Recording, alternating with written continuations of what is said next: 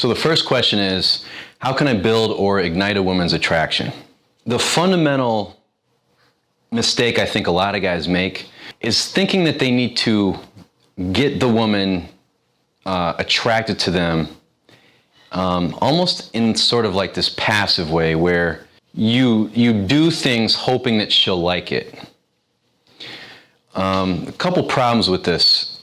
First of all, it sort of presupposes or it sort of assumes that women are not already horny.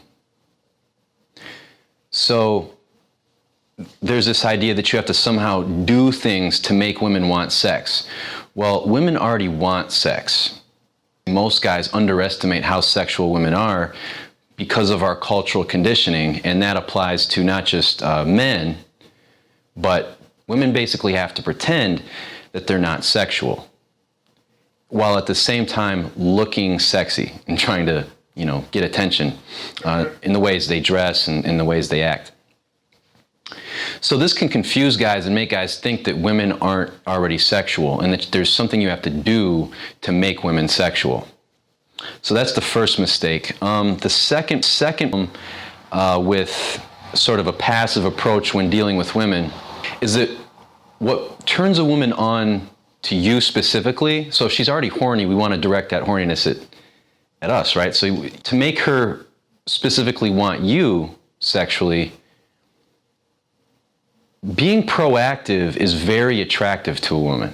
I don't even like the word attractive because it's sort of it's a passive word. It's like I do things to get her attention rather than interacting with her directly. And the way you interact with her, think about you sexually.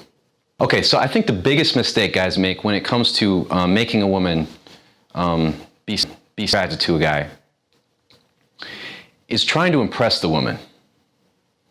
So if mentally you're thinking about what she thinks of you and what you should say next to make her laugh or make her like you, essentially to impress you, that's actually the opposite of what you should do, and that will actually turn her off. That will make her think less of you sexually. It comes down to how to think. So what turns a woman on is not so much what you look like, how you dress, even the things you say. And that's another mistake. Think that the way to attract women or the way to connect with women is through words. And obviously you have to interact, you have to have a conversation, but your words themselves aren't actually what's turning her on or turning her off or what she's paying attention to even. We can see how women think there's cues that women give us in terms of how and what turns them on. So a lot of the conventional dating advice about how to be good with women is, be confident, be yourself, sense of humor, be calm and relaxed. Each one of those pieces of advice is talking about how you think. Like confidence is a mental thing. Your sense of humor is a mental thing. Okay, all this stuff starts in the mind. Women will ask you what you're thinking. So, if you've ever dated a girl and you're quiet for too long, she'll ask you, like, what are you thinking? Also, we know that women read into what men say and not. Women are always kind of second guessing, what guys do. Why did he text me that? And that kind of thing. What this all points to is that women are focused on how you think. So as a man, you're focused on her body initially, how she looks and sort of her feminine energy, how she carries herself.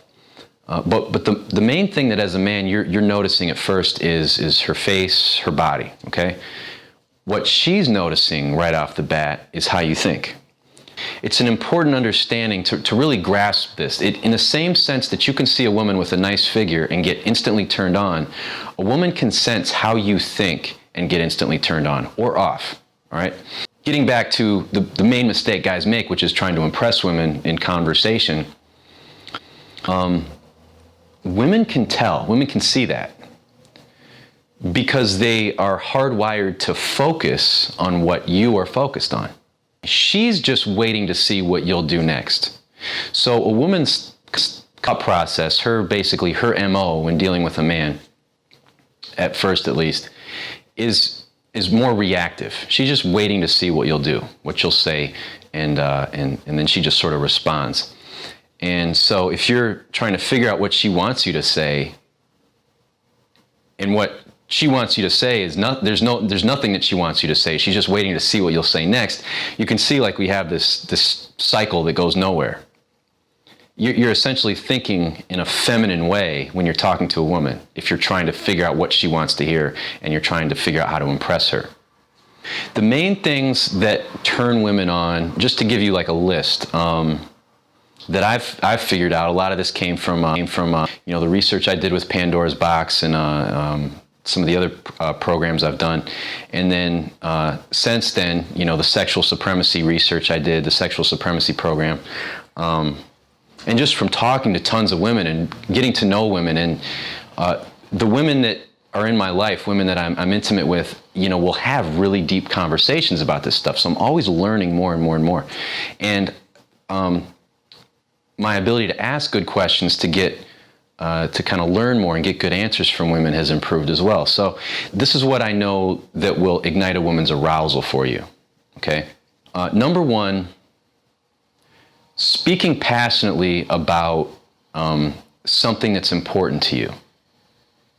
So this could be, your career, it could be a goal you have, it could be a hobby you have, could be a book you're reading. Anything that you're interested in right now or that you're thinking about a lot, speaking about it passionately is a huge turn-on for women. To try to help you understand this, it would be the equivalent of a woman, a beautiful woman walking up to you in a bikini and heels and just like walking right up to you and you can see her body. And so you're like, whoa, this is exciting. It's the same thing when you start talking something that you're interested in with passion. Okay, and this, I call this expression, and this is expression is one of the focalities in iPACE, which is the focality system that you use to interact with women. I would say the second thing that really turns a woman on is exploring her. So instead of trying to say what she wants to hear or being, self-conscious about your, whether you're doing it right, she likes you or not, forget all that and focus on her and really learn about her.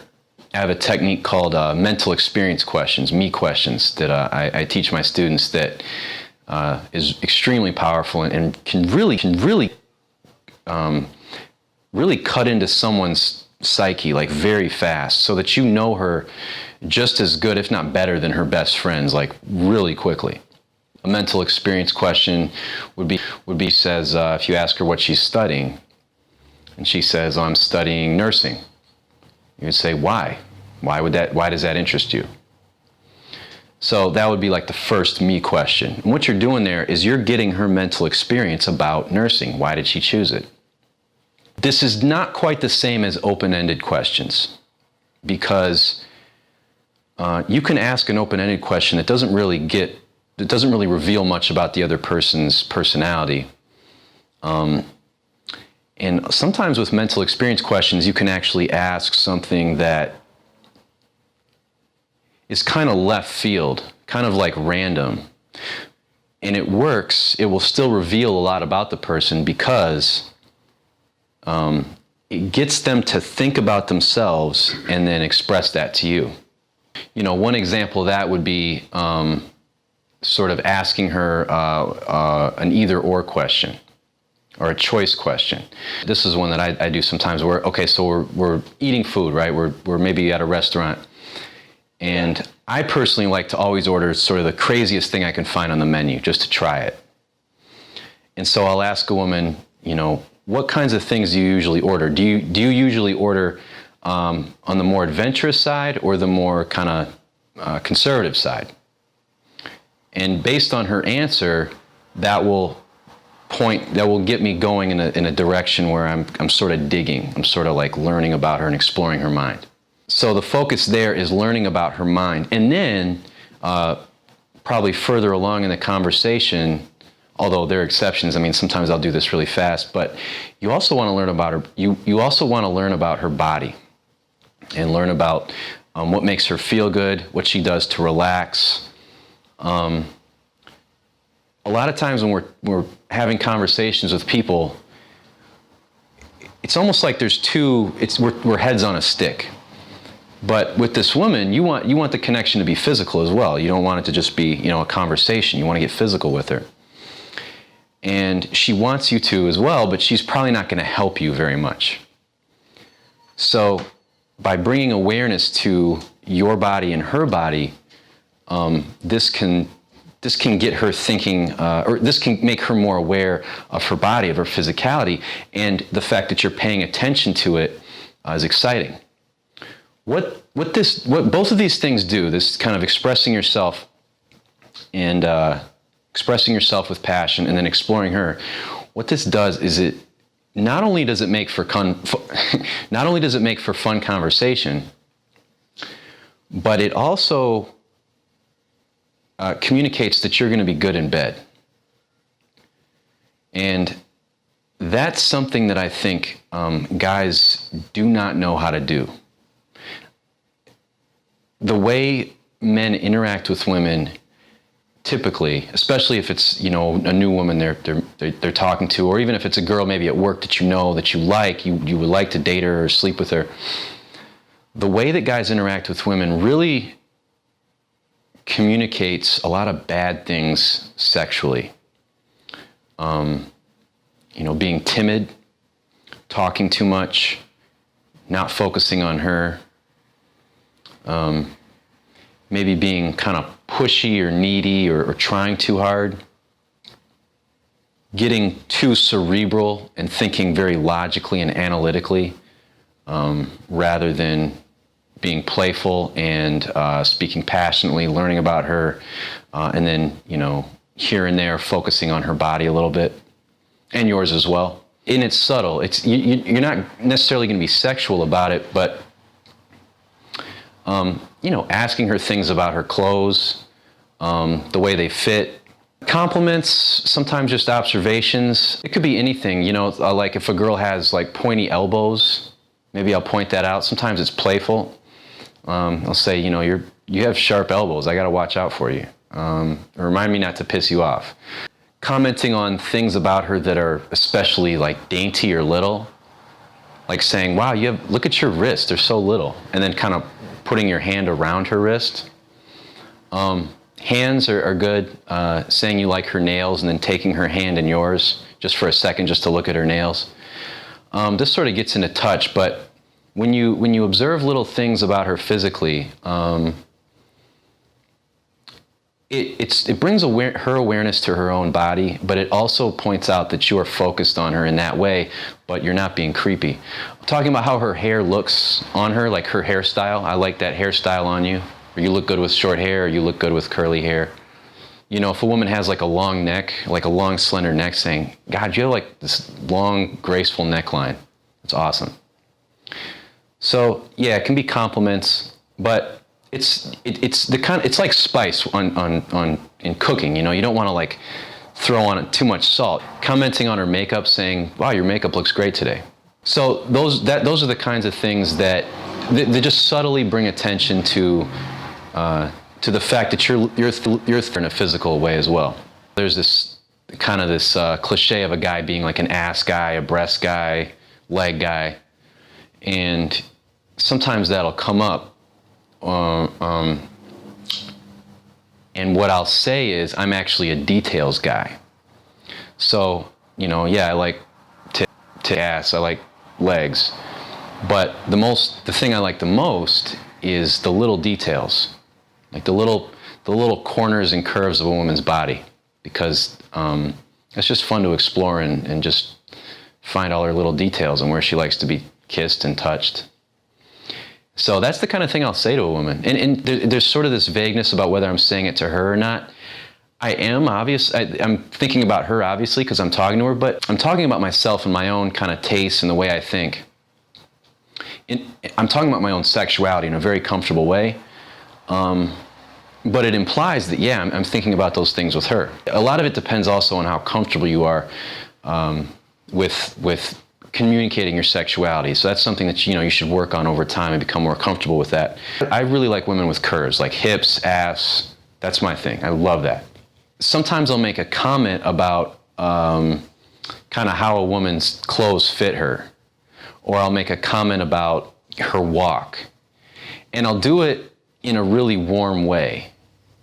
So, maybe if I'm walking with a woman and her hips are kind of swaying, I'll say, "Oh my God, you're going to knock me over with those hips." But then at the same time, maybe I'll squeeze her a little bit and smile and let her know that I'm not criticizing her, I'm complimenting her in a kind of a playful way. It's not something that you need to worry about too much, but just here and there, if you notice something about her physically, don't be afraid to talk about it. Either she'll say thanks and kind of get a little quiet, or maybe blush, or she might start talking about it in a really non-sexual way. Like if you comment on her hair, she'll start talking about how hard it is to manage it. She might say, "Yeah, it was so humid today." And so, she's kind of taking it in a non-sexual direction, but that's okay. Again, women are almost required to hide their sexuality, and that gets into, the whole kind of social matrix of how women are supposed to, women's value is based on their lack of sex, basically, which is, it's something that has been culturally conditioned. That's not natural. But women are aware of this, and so in order to sort of function in society and protect their reputation, they kind of have to hide how sexual they really are. Expressing your interests in a passionate way, exploring her, learning about her verbally, and then here and there noticing physical things about her. And the exploration part, that would be curiosity. So that's one of the focalities in the focality system.